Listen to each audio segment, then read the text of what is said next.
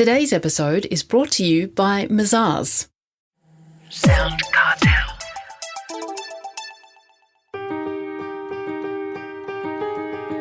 From SoundCartel, I'm Nicole Goodman, and this is Business Essentials Daily.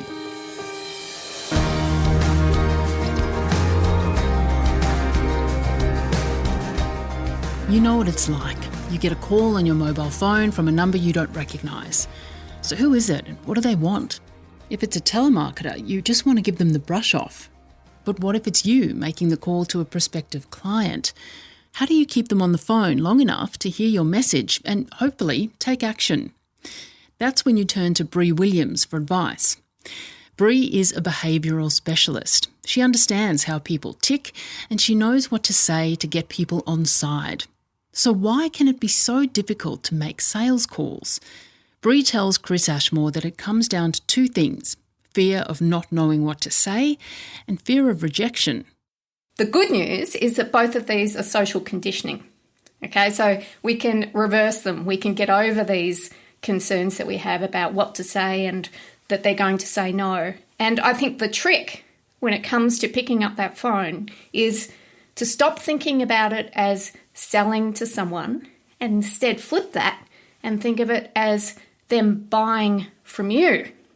Because the gold is it takes the emphasis from you selling to them buying, and it shifts your attention to that of your customer.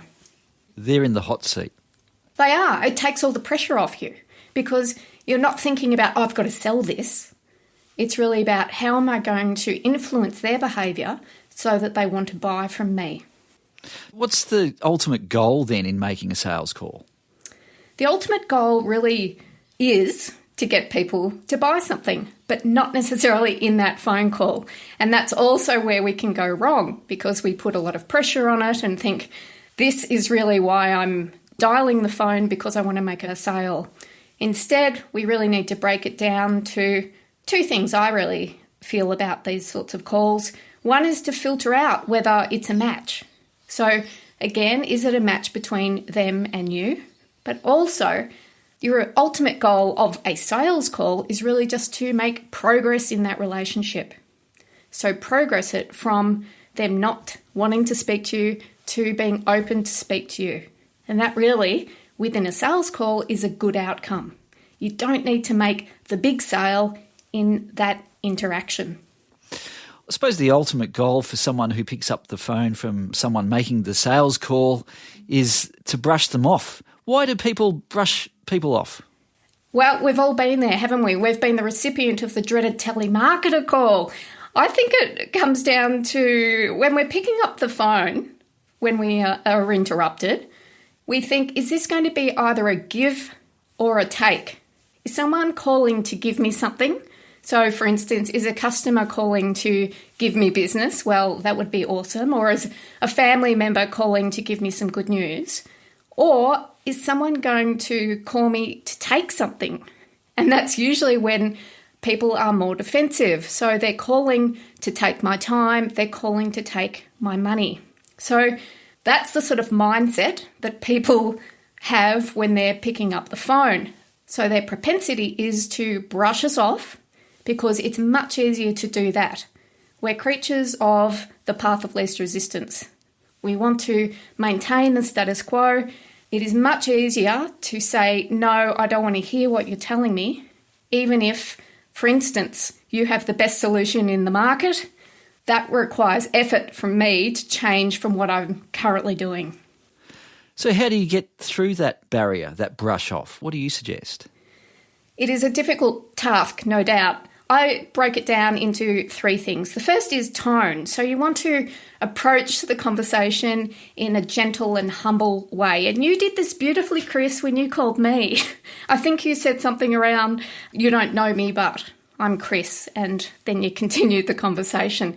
So secrets there, use their name. So if they've introduced themselves with their name, so hi, this is Bri. Oh, hi, Bri. So that's the first thing, because many consultants forget to do that. And then start to say, hi, for instance, hi, Chris, this is Bri, you don't know me. And that then reduces their defensiveness because there's no expectation that they do know you. And then you start to introduce yourself. This is Bri from People Patterns. And then you go into what you want to talk about. So that's the very start of the conversation. Then one of the secrets is not to say, is this a good time? Because it's very easy for people on the end of the phone to say, well, actually, no, it's not a good time. You've interrupted me. So it's very easy when someone says, is this a good time, to generate reasons why it's not. So instead, is this a bad time? So, hi, Chris, this is Bri. You don't know me yet. Is this a bad time? That will invite them to say, actually, no, there are worse times. It's not a bad time. Let's have a conversation. And the third thing, when they start to inquire really what it's regarding, that is a trap. Because what they're saying, what is this regarding? You tell them and they say, no, we've already got someone to do that, or we already manage it. You've got to be ready with an answer to say, that's great, because what I really wanted to talk to you about was, and then you invite them into a conversation about, I know it's a long shot, but if you had a magic wand and you could change one thing about your current setup, what would that be? And that keeps the ball rolling in terms of a conversation. Mazars is an international audit, tax and advisory firm committed to helping clients confidently build and grow their businesses. Move forward with Mazars. Visit mazars.com.au. That's mazars.com.au.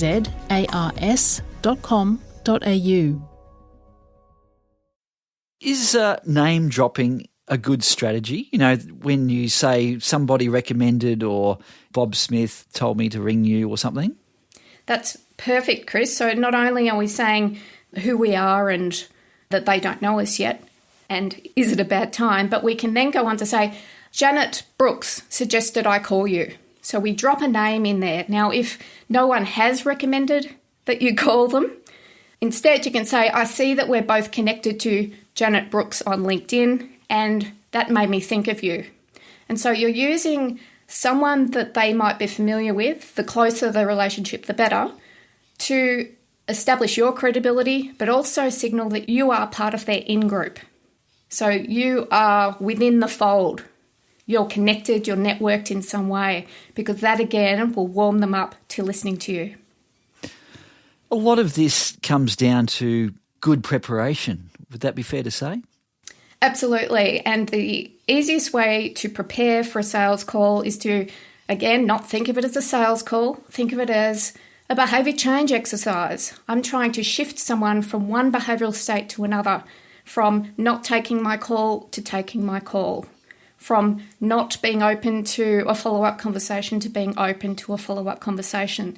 So again, it's not about selling, it's really about laying the land so that they're going to be willing to buy from you. Would you recommend people use a script? Ideally, no. Scripts can sound robotic. Again, we've all been the recipients of telemarketers that call us and it's very clearly a script. What I would tend to say if people are very nervous about it is they roadmap the conversation. So they have sections of the conversation that they might be aiming towards and they have key phrases that might help them get there. Very important in this is their ability to listen. So we need to listen to the person on the end of the phone and pick up those nuances. Are they in an angry state? Are they in a relaxed state? Is there background noise or not? So starting to pick up on those cues so that we can then nuance and provide a lot of personalisation in how we're going to approach them. It comes down to practice. Just keep doing it. You'll get better at doing it. I think so. And if you're introverted like me, and I've actually written some content and created some videos around this, I have a section called How to Sell If You Hate Selling, because it's not naturally disposed for me. So this is the audience that I'm speaking to, because if people have no problem calling, particularly cold calling, then, you know, they don't need to do any work on the behavioural science of how to do it. But the opportunity is very much to think about and plan what you're doing and then take the pressure off yourself by saying, you know what, I'm just going to look at this as an exercise and trying to shift their behaviour in a very small way. So don't think about the outcome being a sale. Really think about the outcome being I'm progressing this relationship. That was behavioural specialist Bri Williams.